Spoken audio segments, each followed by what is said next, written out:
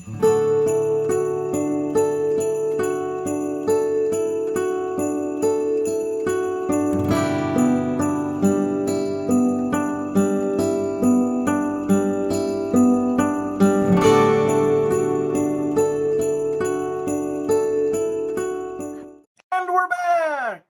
is day 7 of the Three Cellars Advent Calendar series here in 2022. As always, I'm Josh. I'm Ross. And we are quickly making our way through the month of December here. As always, Ross has got a little sneak peek at what we're about to drink. I'm about to grab day 7's can, which I know it's a can because I felt it, out of this little spot here in the box that I've ripped apart because I can't do this one-handed. And let's see what we got. Oh, it is from Badger State Brewing Company. It is called BRW-SKI. I love the look of the can. Yeah. That is probably one of the cooler cans I've seen in a long time. Old school Wisconsin license plate. Based on what it says here on the can, this looks like it's just going to be a pretty standard American style lager. Yeah. It does say America's Beer Land on there. That's pretty cool. That's a good touch. So I don't know if I've had anything from Badger State Brewing Company in the past. This says the classic lager beer helped build Wisconsin into the beer state that it is today. With reverence to our roots, we've created this forward-thinking, German-inspired brew that drinks clean, crisp, and delicious. Prost. So basically, a Wisconsin version of everything that I had last year in the Costco Advent Calendar. So, yippee-ki-yay. When I opened this up earlier to see what it was, I'm like, okay, I know it says American lager. Can I find anything that calls it a Hellas lager just for the sake of this video? But no, I couldn't find anything. Unfortunately, no. But hopefully this is pretty good. Again, I haven't had anything from Badger State. So, hey, welcome to the channel, Badger State Brewing. Let's crack this thing open and see what we got. Since it is a traditional German-style lager, I'm going to guess it is going to be a light golden color coming out of the can, which it is. It should be very, very clean, very, very filtered, very clear, which it absolutely is. I feel like I've heard this all before, this description of what a lager looks like and how it pours and everything. Go back and watch last year's Advent Calendar series, and you'll see this about 22 times. But it looks good. I mean, it looks like a pretty standard lager. In my lighting, in the camera view that I can see, actually it looks a little bit darker than it actually looks in person. It's a little bit lighter here in my hand. But very, very clear, very clean. Looks like a pretty standard lager, and that head dissipated almost immediately. So, to the nose we go. Yes. Beer. Smells like beer. Smells Costco-y. I mean, the good thing is it smells how it should. You know, it does. You know, that's the best way of saying it. The one it smells like a slightly maltier Miller Lite is essentially what you get on the nose of this.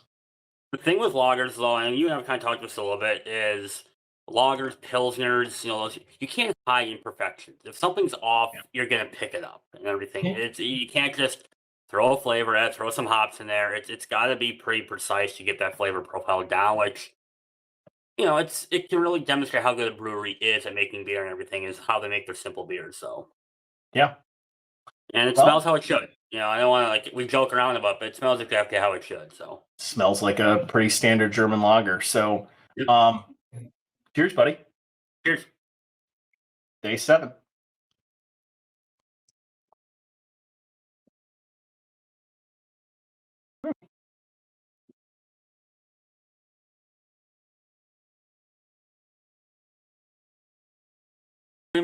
It tastes like a craft beer version of your PBRs, your Miller Lights, your High Lifes, your genuine drafts. Like it's solid. It's good. It tastes how it should. Wouldn't write home about it, but it's good.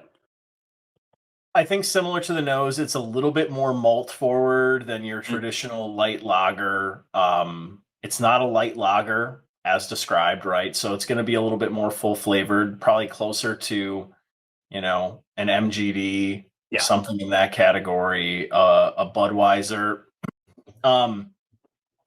It's missing like a little bit of a lager bite to it, though. It feels a little dull on the palate. Like, to me, it starts off kind of dull, and you do get a bit of carbonation and a little bit of a bite to it as it moves towards the back end of the beer, but it starts off a little bit dull to me.